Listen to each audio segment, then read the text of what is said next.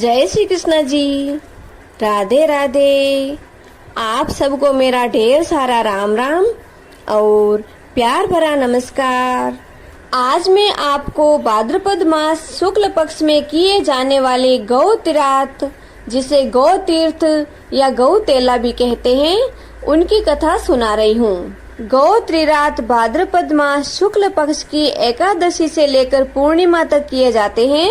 ये गौ तीर्थ संपूर्ण रूप से गौ माता को समर्पित होते हैं। गौ तेला भाद्रपद मास शुक्ल पक्ष की एकादशी से करते हैं, जिसे शुरू करने के लिए 11, 12 और 13 इन 3 दिन तक वास होता है। वह चतुर्दशी तिथि यानी 14 को फलाहार करते हैं। पूर्णिमा के दिन जोड़ा जोड़ी से ब्राह्मण को भोजन करवाकर दक्षिणा और दान देते हैं। फिर पतिदेव को भोजन करवाते हैं। इसके पश्चात स्वयं पारणा करते हैं। इन 5 ही दिन गौ माता का पूजन करते हैं और उन 5 दिनों में गौ माता के दूध से बनी हुई कोई भी चीज नहीं खाते हैं। पूजन में असली गौ माता की पूजा की जाती है। अपने घर पर पूजा स्थान बना हुआ होता है, जहाँ हम सुबह शाम दीवा बाती करते हैं। उस मंदिर में अखंड दीपक रखते हैं 5 दिन तक। श्रद्धा अनुसार चांदी की गाय का दान करते हैं। फिर गाय का दूध निकालने के लिए चरी या बाल्टी देते हैं। तगारी, जिसे कुंडा बोलते हैं, चारा डालने के लिए दिया जाता है। चारे के लिए रुपए देते हैं। गाय की डोरी में बांधने के लिए घंटी, गाय के लिए ओढ़नी, ब्लाउज व बछड़े के भी काजल और जल का कलश तथा आटे के 5 फल बनाकर देते हैं। गौ तीर्थ के उपवास के दौरान हमें सुबह शाम भगवान के मंदिर में दीपक के दर्शन करने के लिए जाना होता है। ससुराल से व पीहर से गोद भरने के लिए पतासे, मिठाई और फल आते हैं। परिवार की महिलाएं भी सामान्य गोद भरती हैं।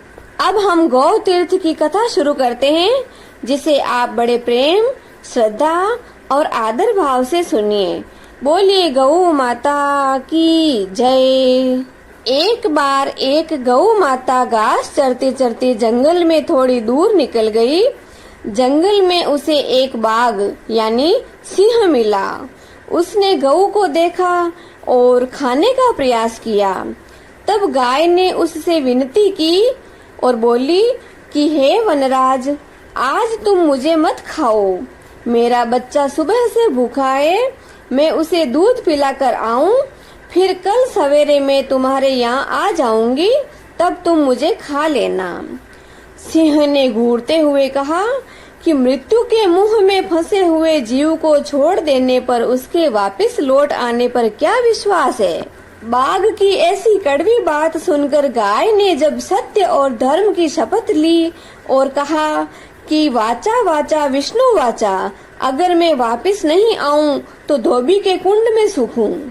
गाय की ऐसी बात सुनकर वनराज ने गाय की बात पर विश्वास कर लिया और गाय को वहां से जाने दिया।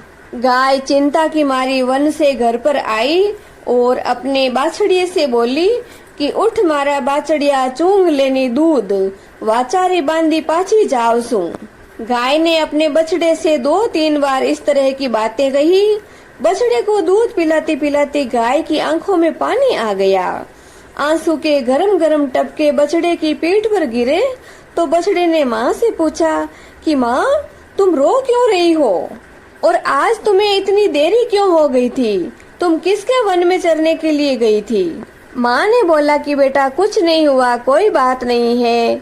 तो बछड़ा बोला कि मुझे सच्ची सच्ची बताओ, नहीं तो मैं दूध नहीं पीऊंगा। माँ, तुम मुझे झूठे वचन कहोगी तो मैं हरगिज दूध नहीं पीऊंगा। माँ ने अपने बेटे से कुछ नहीं बताया।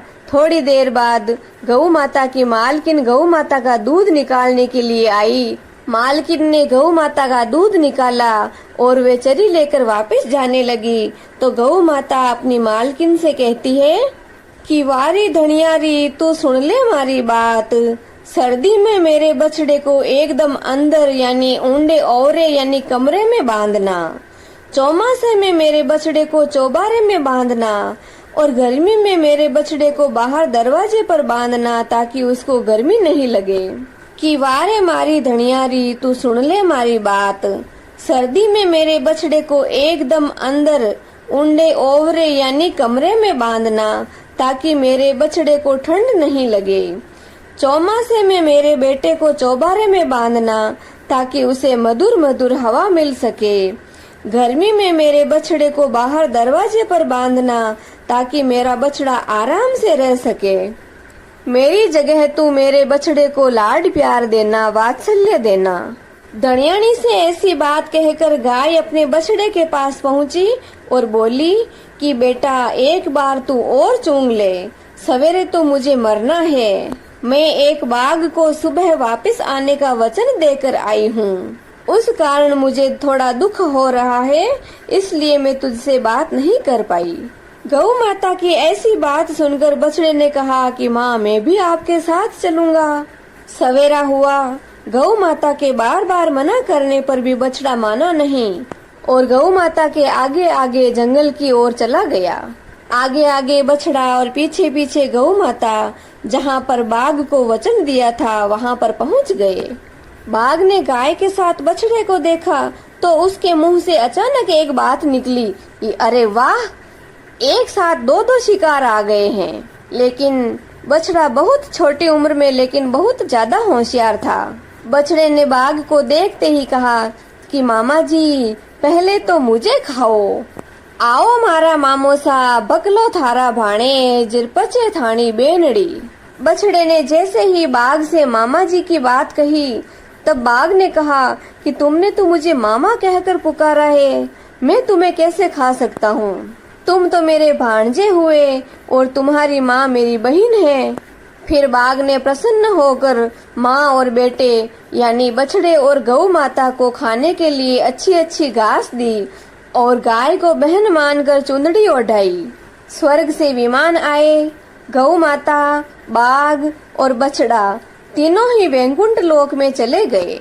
इस कहानी में कामधेनु ने गौ माता यानी बहुला का रूप धारण करके नंद बाबा की गौशाला में रहकर उस गौशाला की शोभा बढ़ाई। भगवान श्री कृष्ण का कामधेनु से बहुत ज्यादा स्नेह था। बाल कृष्ण को देखते ही बहुला के स्तनों से दूध की धारा फूट पड़ती थी और भगवान कृष्ण इस धारा को अपने होठों से लगाकर अमृत का पान करते थे। इस कहानी में गौ माता को कामधेनु और जो बाघ यानी सिंह था वे भगवान श्री कृष्ण स्वयं थे। यह व्रत पुत्रवती महिलाएं अपने पुत्र की रक्षा के लिए करती हैं। हे भगवान कृष्ण, आपने जिस तरह वनराज का रूप धारण करके गौ माता और उसके बछड़े को जीवन दान दिया और स्वर्ग लोक में उनको स्थान दिया, इसी तरह आप कहानी कहने वाले, सुनने वाले और इसकी हुंकार लगाने वाले सभी को समय समय पर मोक्ष की प्राप्ति करवाना। बोली श्री गौ माता की जय। श्री कृष्ण कन्हैया लाल की जय। जय श्री कृष्ण जी। राधे राधे।